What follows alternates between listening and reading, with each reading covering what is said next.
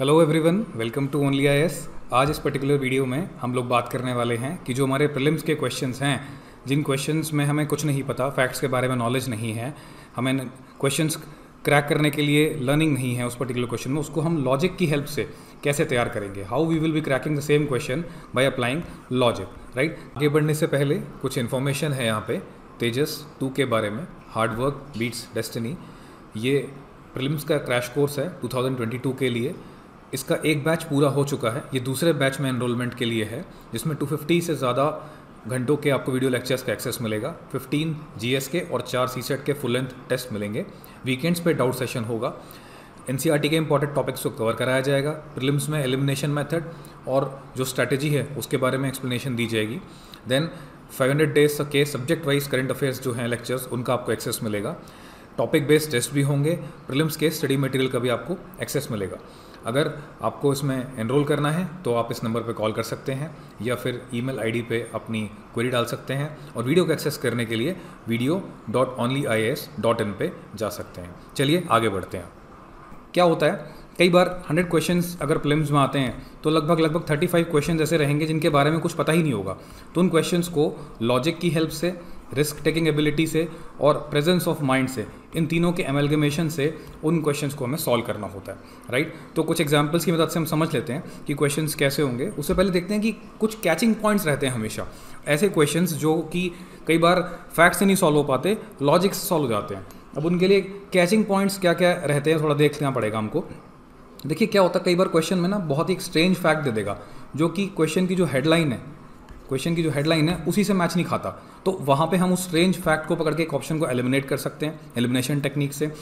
Next क्या है, कई बार कुछ एडवर्स स्टेटमेंट होती हैं बाकी स्टेटमेंट के कंपैरिजन में। मतलब अगर उसने आपको लगभग 3, 4 या 5 स्टेटमेंट दे रखी हैं, तो कई बार ऐसा होता है कि 1, 2 और 3 आखिरी की 3 स्टेटमेंट्स पहले 2 स्टेटमेंट्स को वायलेट कर रही होती हैं। या कई बार ऐसा भी होगा कि अगर 4 ऑप्शंस हैं तो बाकी तीनों कुछ मिलते जुलते होंगे। ऐसा हम एक कंक्लूजन निकाल पाएंगे कि हाँ, ये तीनों बातें सही कही जा रही हैं, हमें पता नहीं है, लेकिन ये तीनों बातें एक सी ही हैं, लेकिन ये बात बिल्कुल डिफरेंट है इन तीनों के कंपैरिजन में, तो ये हमारा आंसर हो सकता है। एक ऐसा भी लॉजिक रहता है, ठीक है। और कई बार क्या है, extreme statements, never, always, only, और तो इस टाइप की कुछ स्टेटमेंट्स को भी हमें ध्यान में रखनी है। यूनिवर्सल सी चीज़ है, सभी लोगों को पता होगी, फिर भी हम देखते हुए चलेंगे कि उसके अंदर भी क्या लॉजिक है फर्दर एक्सट्रीम स्टेटमेंट के होते हुए भी, कि जिससे हम समझ पाएँ कि कैसे क्वेश्चन को सॉल्व करना है। उसके बाद last but not the least, examiners perspective. देखिए एग्जामिनर बहुत सारे क्वेश्चंस जो है वो उनकी जो इन्फॉर्मेशन है वो इंटरनेट से लेता है। अगर हम उसका पर्सपेक्टिव समझ पाएँ, मान लीजिए क्वेश्चन है एप्लीकेशंस के ऊपर कि what are the applications of drones या what are the application of this particular technology, तो गूगल में ये होगा कि उसकी एप्लीकेशंस कितनी सारी हैं। ये बहुत मुश्किल है ढूंढना कि उसकी एप्लीकेशन कौन सी नहीं है। तो ये लॉजिक आगे हम चलेंगे कि जब एप्लीकेशंस होंगी, एक तो लॉजिकल भी कि क्या वो एप्लीकेशन हो सकती है, आज नहीं है तो फ्यूचर में हो सकती है। दूसरा लॉजिक ये कि ऐसा पॉसिबल है कि ये वाली एप्लीकेशन हो, और ये कैसे पॉसिबल है कि ये वाली एप्लीकेशन ना हो। तो थोड़ा सा सुनने में कंफ्यूजिंग लग रहा होगा, बट हम एग्जाम्पल की मदद से समझ लेंगे। देखिए फॉर एग्जाम्पल हमारे पास एक क्वेश्चन आया विजिबल लाइट कम्युनिकेशन टेक्नोलॉजी में, राइट। इस पर क्वेश्चन पूछा गया कि विजिबल लाइट कम्युनिकेशन टेक्नोलॉजी के लिए कौन सी स्टेटमेंट्स सही हैं। देखिए इलेक्ट्रोमैग्नेटिक स्पेक्ट्रम यूज़ करती है ये 375 से लेकर 780 नैनोमीटर का। VLC is known as long range optical wireless communication system. अब देखिए लॉन्ग रेंज थोड़ा सा हमें देखने वाला वर्ड है, ये फैक्ट है, नहीं पता तो थोड़ा दूर रहेंगे इससे। उसके बाद बोलता है VLC can transmit large amount of data faster than the Bluetooth, ये भी थोड़ा सा समझने वाली चीज़ है, ठीक है। उसके बाद बोलता है VLC has no electromagnetic interference. मतलब मैंने VLC के बारे में कुछ नहीं पढ़ा, एज अ लेमन मुझे क्या पता है, विजिबल लाइट कम्युनिकेशन मतलब रेडियो वेव से कम्युनिकेशन होता है जनरली, वो ठीक है, लेकिन विजिबल लाइट से कैसे होगा। मतलब लाइट कहीं से इम्पार्ट की जाएगी किसी पर्टिकुलर जगह से, अगर कोई उसके बीच में ऑब्स्ट्रक्शन आ गया तो लाइट रुक जाएगी। अगर ऑब्स्ट्रक्शन लाइट को रोक देगा तो वो लॉन्ग रेंज हुई, शॉर्ट रेंज हुई, वो तो शॉर्ट रेंज हुई ना, उसकी रेंज बड़ी कैसे होगी, क्योंकि अर्थ है, अर्थ के ऊपर एक पर्टिकुलर प्लेस से लाइट चलेगी तो कहीं ना कहीं तो लाइट ऑब्स्ट्रक्ट करेगी। अगर ऑब्स्ट्रक्शन हो रहा है तो it can not be long range, it can only be short range. ये पॉइंट गलत हो गया। इसका मतलब ये हुआ कि फर्स्ट, अगर आपका सेकंड यहाँ से चला गया ऑप्शन, तो first, third and 4 are the correct answers. यहाँ से एक लॉजिक और भी निकाल सकते हैं कि VLC can transmit large amount of data faster than the Bluetooth. Bluetooth तो बहुत पीछे रह गया, ब्लूटूथ की टेक्नोलॉजी तो काफ़ी पुरानी हो गई है, कम डिस्टेंस, कम बाई बिट्स ट्रांसफ़र, तो उस लॉजिक से हम स्टेटमेंट को सही कर सकते हैं और अपने ऊपर वाले लॉजिक से सेकंड स्टेटमेंट को हम गलत कर सकते हैं। आगे चलते हैं। एनवायरमेंट में देखिए एक बड़ा इंटरेस्टिंग क्वेश्चन आया था डेजर्ट नेशनल पार्क के बारे में। डेजर्ट नेशनल पार्क के बारे में उसने पूछ लिया it is spread over 2 district. फिर से क्या हुआ, फैक्ट आया, थोड़ा सा साइड में रखेंगे स्टेटमेंट को। फिर पूछ रहा है there is no human habitation inside the park, no human habitation. ऐसा क्यों पूछा होगा उसने हमसे कि ह्यूमन हैबिटेशन नहीं होती पार्क के अंदर, नेशनल पार्क के अंदर? हमें पता है नेशनल पार्क जो है रेगुलेटेड होता है कंपेयर टू बर्ड सेंचुरी, ज़्यादा रेगुलेटेड होता है, लेकिन उसके अंदर भी core area, buffer area, transition area, ये 3 तरह के एरियाज होते हैं। ट्रांजिशन एरिया में तो काफ़ी ह्यूमन पार्टिसिपेशन इन्वॉल्व रहता है। तो इसने ऐसा तो नहीं बोला ना कि तीनों एरियाज में से कोई एक एरिया है, तो इसने तो ओवरऑल बात कर ली, no human habitation inside the park. अरे ट्राइबल्स होते हैं, गिर की बात करें तो मालधारी ट्राइब्स होती हैं, अगर अमराबाद टाइगर रिजर्व की बात करें वहाँ पे भी चेंचू ट्राइब्स हैं, मुथुबंस हैं नागार्जुना में।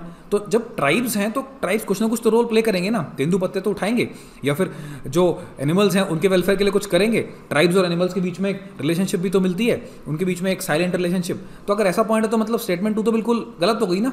One of the natural habitats of great Indian bustard, definitely great Indian bustard की अगर हैबिटेट है भी, लेकिन सेकंड पॉइंट तो बिल्कुल एग्रीड नहीं है। अगर दूसरा गलत हुआ तो इसका मतलब option D is the correct answer. 2020 में पूछा गया था ये क्वेश्चन डेजर्ट नेशनल पार्क के बारे में। अगले क्वेश्चन पे आइए, फिर से एनवायरमेंट की कैटेगरी का क्वेश्चन है। देखिए पूछ रहा है Asiatic lion is naturally found in India only. Okay, double humped camel is naturally found in India only, one horn rhino is naturally found in India only. Asiatic lion के बारे में बात करें तो गिर में मिलता है, गुजरात में मिलता है, मालधारी ट्राइब्स हैं, ठीक है फैक्ट। मुझे एज अ लेमन बात करनी है, मुझे नहीं पता कि एशियाटिक लॉयन मिलता है नहीं मिलता। हम सिर्फ बात करते हैं डबल हम्प्ड कैमल की। कैमल जिसको रेगिस्तान का जहाज़ भी कहते हैं, ये बताइए डेजर्ट्स सिर्फ इंडिया में ही हैं कि बाहर भी हैं? भाई बाहर भी है ना, पाकिस्तान में भी तो डेजर्ट है, अफगानिस्तान में भी तो डेजर्ट है, और कोल्ड डेजर्ट भी तो हैं। अगर लद्दाख में है, अगर लद्दाख में कोल्ड डेजर्ट है तो सेंट्रल एशियन कंट्री में भी है, तुर्कमेनिस्तान में भी है, तजाकिस्तान में भी है, कजाकिस्तान में। अगर यहाँ सब जगहों पे कोल्ड डेजर्ट हैं और वार्म डेजर्ट पाकिस्तान में भी है और वेस्ट एशियन कंट्रीज़ में भी है, तो इसका मतलब डबल हम्प्ड कैमल इंडिया में तो खाली नहीं हो सकता। ये बात तो बिल्कुल सही है। और अब एग्जामिनर के पर्सपेक्टिव पे चलते हैं, क्या पता वो मेरी नॉलेज ही चेक कर रहा है कि मुझे डबल हम्प्ड कैमल के बारे में कितना पता है, कि मुझे इंडिया तक ही रिस्ट्रिक्टेड है, या मैं इम्पेशेंट हूँ तुरंत सही कर देता हूँ सारी स्टेटमेंट को, राइट। तो सेकंड स्टेटमेंट हमारी आउट हो जाती है। अगर सेकंड आउट होती है तो 2 ऑप्शन बचते हैं, 1 and 3। अब देखिए, one horn rhino is naturally found in India only. Rhino की बात करें, अगर ये सिक्किम रीजन है और ये आपका नॉर्थ ईस्टर्न का अगर हम एरिया देखें मैप, ठीक है, तो आप एक बात बताइए, अगर ये मेघालय रीजन है और ये ब्रह्मपुत्र रिवर का रीजन है, ये वाला जो रीजन है सिक्किम और ये जो रीजन है असम, हमें याद है थोड़ा बहुत कि काजीरंगा नेशनल पार्क हमने पढ़ा हुआ है, भाई कुछ तो हमने पढ़ा होगा ना, पोबित्रा वगैरह। अगर कुछ चीज़ें पता हैं तो काजीरंगा नेशनल पार्क जो है और जो मानस नेशनल पार्क है वो कहीं ना कहीं भूटान से ही मिलता होगा, बांग्लादेश से ही मिलता होगा, कुछ ना कुछ रीजन ये वाला भी होगा जो भूटान से मिलता है, कुछ ना कुछ रीजन हमारा ये वाला भी होगा। तो कैसे पॉसिबल है कि राइनोज जो है ट्रैवल ना करें? भाई बॉर्डर्स तो बाद में बने ना, इनकी जो स्पीशीज़ हैं वो तो काफ़ी टाइम से एग्जिस्ट कर रही हैं, तो दैट मीन्स ये सिर्फ इंडिया में तो नहीं मिल सकता, ये तो असम में है, ठीक है, लेकिन भूटान में भी तो है, तो इसका मतलब ये स्टेटमेंट भी गलत हो गई। तो इसका मतलब सही क्या हुआ? First option. देखिए हमको थोड़ा सा अपना जो एरिया है ना उसे वाइड करते हुए चलना है। मतलब हो सकता है आपको ऐसा लग रहा हो कि आप इसमें खाली लॉजिक ही नहीं, आप तो अपनी कुछ नॉलेज भी डाल रहे हैं। तो देखिए यूपीएससी यही तो है, आप लोग कुछ कुछ चीज़ें पढ़ के भी तो जाएंगे, पढ़ी हुई चीज़ों से ही आइडिया लगा करके हमें कैसे क्वेश्चन को क्रैक करना है, ये हमारा गोल है यहाँ पे, ठीक है। नेक्स्ट बात करते हैं ज्योग्राफी में। देखिए क्वेश्चन आया था jet streams occur in northern hemisphere only. Jet streams जो हैं वो नॉर्दर्न हेमिस्फीयर में ही रहती हैं ओनली। थोड़ा सा एक्सट्रीम स्टेटमेंट है, फिर भी हम वेरीफाई कर लेंगे, हमने थोड़ा बहुत पढ़ा है। ये अर्थ है, यहाँ पे नॉर्थ पोल है, यहाँ पे साउथ पोल है, वेस्ट टू ईस्ट फ्लो करती हैं, यहाँ पे भी जेट स्ट्रीम्स होती हैं, यहाँ पे भी जेट स्ट्रीम्स होती हैं। इट मीन्स ये क्वेश्चन अगर फैक्ट पता है तो ये वाला स्टेटमेंट अगर देखें सही तो नहीं है।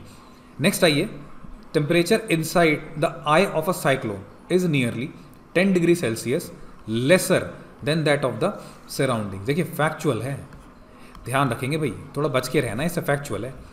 चलते हैं साइक्लोन की तरफ। 2 तरह के साइक्लोन्स पढ़े होते हैं हमने, one cyclone is temperate cyclone, another is tropical cyclone, और ये होता है आई ऑफ द साइक्लोन। ज़रा मुझे ये बताइए साइक्लोन के जो फॉर्मेशन की कंडीशन है वो क्या है? टेम्परेचर 27 डिग्री सेल्सियस से थोड़ा सा ज़्यादा होना चाहिए, ग्रेटर देन और इक्वल टू, अगर ये उसकी फॉर्मेशन की कंडीशन है, ट्रॉपिकल साइक्लोन की बात करें, अगर ये फॉर्मेशन की कंडीशन है तो आई की बात करें जहाँ पे सी सरफेस टेम्परेचर जो है वो 27 डिग्री सेल्सियस ग्रेटर एक साइक्लोन की फॉर्मेशन के लिए होना चाहिए, वहीं पे आई के लिए वो बोल रहा है कि 10 डिग्री सेल्सियस टेम्परेचर कम होना चाहिए ओवरऑल एरिया से। मुझे समझाइए कैसे पॉसिबल है, मुझे पता ही नहीं है कि आई में टेम्परेचर क्या है। आई ओनली नो कि सी सरफेस टेम्परेचर 27 डिग्री सेंटीग्रेड चाहिए। अगर सी सरफेस टेम्परेचर 27 डिग्री सेंटीग्रेड चाहिए और ये साइक्लोन के फॉर्मेशन है और यहाँ पे तुरंत जब आई बनती है तो उसके फॉर्मेशन का टेम्परेचर लगभग 17 डिग्री सेल्सियस, ये कैसे पॉसिबल है? ये तो साइक्लोन के फॉर्मेशन की कंडीशन को ही वायलेट कर देता है। अगर कंडीशन ही वायलेट हो गई तो साइक्लोन बनेगा कैसे? इसीलिए साइक्लोन के लिए ये जो स्टेटमेंट है वो बिल्कुल गलत है। लेसर नहीं, थोड़ा ऊपर जाते हैं, 12 किलोमीटर के ऑल्टीट्यूड में जा करके जो टेम्परेचर है वो लगभग 10 डिग्री के आसपास वार्मर ज़रूर आपको मिलेगा, लेकिन कम की बात करेंगे तो आई में जो टेम्परेचर है 1 से 2 डिग्री सेल्सियस थोड़ा सा कम होता है, ज़्यादा नहीं। ठीक है, आई के अंदर क्योंकि प्रेशर डिफरेंस होगा compare to other areas of the cyclone, इसीलिए ये स्टेटमेंट जो है वो खत्म हो जाती है। थर्ड स्टेटमेंट हमारे लिए गलत है। अगर थर्ड स्टेटमेंट गलत है तो इसका मतलब ऑप्शन बी और ऑप्शन डी हट गया। जेट स्ट्रीम के बारे में बात कर ली कि नॉर्दर्न हेमिस्फीयर में जेट स्ट्रीम्स होती है, ऐसा तो बिल्कुल नहीं है। नॉर्दर्न में भी है, साउदर्न में भी है। मान लीजिए फैक्ट नहीं पता था, आईएएस पे आते हैं। Only some cyclones develop an eye. भाई अभी तो बात करिए, एक ट्रॉपिकल साइक्लोन होते हैं और एक टेम्परेट साइक्लोन होते हैं। ट्रॉपिकल साइक्लोन में तो आई का फिनोमेना है, बट टेम्परेट में आई का फिनोमेना बहुत नहीं देखने को मिलता, ना के बराबर। इसीलिए जो ये स्टेटमेंट हो जाती है सेकंड वो सही हो जाती है। तो मतलब थोड़ा पढ़ाई भी ज़रूरी है और साथ में बहुत सारा लॉजिक, राइट। फिर से आते हैं ज्योग्राफी की तरफ। देखिए यहाँ पे क्वेश्चन पूछा गया था, सोलर पावर आजकल काफ़ी न्यूज़ में रहता है, तो सोलर के बारे में उसने पूछ लिया। उसने बोला solar power can be use for running surface pumps, not for submersible pumps. भाई अगर ये सरफेस है, ठीक है, और इस पर एक पंप लगा हुआ है, right, this is one pump, और यहाँ पे देखिए ये सोलर पैनल हो गया। सोलर पैनल पे सनरेज आ रही हैं, यहाँ से इंटरफेसिंग है और यहाँ से पावर आती है ग्रिड में, ठीक है। ग्रिड में पावर जब आ रही है तो ग्रिड से फिर पावर पंप पे आती है, ये हो गया सरफेस पंप। और ऐसे ही यहाँ पे कहीं नीचे एक पंप लगा होगा, जैसे आप बोलते हैं सबमर्सिबल पंप घरों में लगे होते हैं। मुझे बताइए कि क्या टाइप ऑफ पावर डिसाइड करेगा कि मैं इस वाले पंप पे चलूंगी, इस वाले पंप पे नहीं चलूंगी? ये तो बहुत ही जोक वाली बात हो गई ना। भाई पावर बन के आ रही है तो पावर तो यूनिवर्सल है, वो तो पंप्स को भी चलाएगी, वो तो फर्नेसेस को भी चलाएगी, वो तो इलेक्ट्रिक बॉयलर्स को भी चलाएगी, वो तो डिफरेंट इंस्ट्रूमेंट्स को भी चलाएगी। तो पावर कैसे डिसाइड करेगी मैं क्या चलाऊंगी क्या नहीं चलाऊंगी? लेकिन कई बार क्या होता है, क्योंकि सोलर पावर जो है वो एक ऐसी पावर है जो सिर्फ डे टाइम में अवेलेबल होती है। अगर वो डे टाइम में अवेलेबल है तो पावर का जो मैग्नीट्यूड है वो वेरिएबल होता है। अगर मैग्नीट्यूड वेरिएबल है तो उसके लिए हमें कुछ ऐसा चाहिए कि वेरिएबल फ्लो होता रहे पानी का, ठीक है। तो सेंट्रीफ्यूगल पंप्स जो होते हैं और जो not the ones with piston के होते हैं हमारे पास basically reciprocating pumps. Centrifugal pumps तो वैसे ही हाई फ्लो होते हैं। अगर सेंट्रीफ्यूगल पंप्स जैसे कि राउंड घूमने वाले जो मैंने अभी दिखाया पंप, ये जो पंप है, ठीक है, सेंट्रीफ्यूगल पंप है, यहाँ से पानी आता है और यहाँ से बाहर निकल जाता है। तो सेंट्रीफ्यूगल पंप्स तो वैसे ही हाई फ्लो होते हैं, तो सोलर पावर अगर उसमें इस्तेमाल करेंगे तो कंटिन्यूस फ्लो तो है नहीं सोलर पावर का, तो सेंट्रीफ्यूगल पंप तो रन नहीं हो सकता। इसका मतलब ये स्टेटमेंट भी गलत हो गया। हमारे सबके घरों में पंप होते हैं ना भाई, मोटर सभी लोग चलाते हैं ना हम लोग, तो जो पंप चलता है मोटर से वो सेंट्रीफ्यूगल होता है, कंटिन्यूस पानी चाहिए होता है। लेकिन सोलर पावर की बात करें तो सोलर पावर तो दिन में थोड़े टाइम के लिए मिल रही है, तो कंटिन्यूस पंप कैसे चलेगा? लेकिन हाँ, जो इंटरमीडिएट पंप है उनका इस्तेमाल कर सकते हैं। तो यहाँ पे आंसर क्या हो जाएगा? D is the correct answer, ठीक। नेक्स्ट बात करते हैं आर्ट एंड कल्चर की। आर्ट एंड कल्चर में देखिए ये क्वेश्चंस कुछ ऐसे हैं जो थोड़ा सा इंसान देख के वैसे ही घबरा जाता है कि इतनी डिटेल में तो हमने पढ़ा नहीं है। बेसिकली फ्रेंड्स, इसको डिटेल में पढ़ने की ज़रूरत नहीं है, यहाँ पे प्योर लॉजिक लगाना होता है। देखिए कैसे क्वेश्चन आया था कि मियाँ तानसेन के बारे में कौन सी स्टेटमेंट करेक्ट नहीं है। तानसेन का जो टाइटल था उन्हें एम्पेरर अकबर ने दिया था, पहला स्टेटमेंट। दूसरा ये, Tansen composed dhrupads on Hindu gods and goddesses, Tansen compose songs on his patrons, Tansen invented many ragas. देखिए तानसेन संगीत सम्राट बोलते थे, संगीत सम्राट तानसेन। जब सम्राट थे तो कुछ ना कुछ तो बड़ा किया होगा, राग वगैरह तोड़ी ये सब बनाए होंगे, ठीक है, राग बनाए थे। कंपोज सॉन्ग्स पैट्रॉन, जो उनके पैट्रॉन्स थे उस जमाने में, जो भी उन्हें पैट्रोनेज देते थे, अकबर थे, ठीक है, महाराजा विक्रमजीत थे ग्वालियर के, तो उन लोगों पे भी तो सॉन्ग्स बनाए होंगे ना, वरना इतने बड़े म्यूजिशियन को रखेंगे क्यों किंग्स? तो ये भी सही सी लग रही है statement. Compose dhrupads on Hindu gods and goddesses. देखिए ये जो 3 स्टेटमेंट है ना, BCD, ध्यान से पढ़ेंगे इसको दोबारा से। ये जो 3 स्टेटमेंट्स हैं, ये 3 स्टेटमेंट्स कुछ बात कर रही हैं तानसेन के कामों के बारे में। ध्रुपद्स कंपोज किए, सॉन्ग्स बनाए, राग बनाए, म्यूजिशियन थे, तो 3 काम तो जनरली ऐसे लगता है कि हाँ किए होंगे। लेकिन फिर मैंने बोला एडवर्स स्टेटमेंट देखिए, Tansen was given title by emperor Akbar, Tansen title Akbar ने दिया था उसको। ये थोड़ा सा फैक्चुअल चीज़ है, हो सकता है किसी और ने दिया हो, डेफिनेटली भाई अकबर ने उसको मियाँ का टाइटल दिया था, अकबर हैड गिवन द मियाँ टाइटल, जबकि जो तानसेन का टाइटल था वो महाराजा विक्रमजीत ने दिया था उनको, जो ग्वालियर के महाराजा थे। इसका मतलब ये फैक्ट गलत हो गया, ये पता नहीं था फैक्ट हमको, ठीक है, हमने जस्ट लेमैन बस तानसेन के बारे में याद है, संगीत सम्राट तानसेन इतना याद है, 9 लुमिनरीज थे, राइट, तो उससे हमने इस क्वेश्चन को कंप्लीटली सॉल्व कर लिया। नेक्स्ट अगर बात करें IR इंटरनेशनल रिलेशन में भी काफ़ी खतरनाक बड़े बड़े स्टेटमेंट्स डालता है वो, बस प्रेजेंस ऑफ माइंड और लॉजिक, इससे हम इस क्वेश्चन को क्रैक करेंगे। देखिए 2 कन्वेंशन दे रखी हैं, United Nation convention against corruption, United Nation office on drugs and crime, उसके बाद United Nation convention against transnational organised crime. तो बोलता है United Nation convention against corruption के अंदर एक प्रोटोकॉल है against smuggling of the migrants by land sea air. Corruption, और करप्शन के अंदर ऐसी प्रोटोकॉल है जो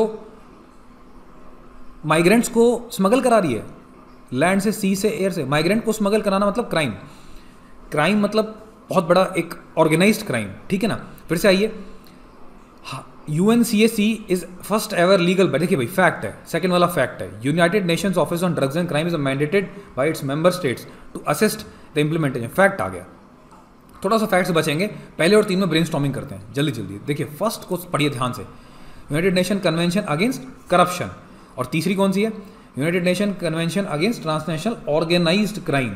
ट्रांसनेशनल मतलब एक नेशन से दूसरे नेशन में ले जाते हैं, कैसे, बाय लैंड, एयर और सी, किसको, ह्यूमंस को, किसको, वुमेन को, किसको, चिल्ड्रन को। मतलब ट्रांसनेशनल ऑर्गेनाइज्ड क्राइम हुआ जहां पे स्मगलिंग करेंगे, किसकी, माइग्रेंट्स की, किसकी, लैंड, सी और एयर से। इसका मतलब ये पहली स्टेटमेंट, और ये तीसरी स्टेटमेंट।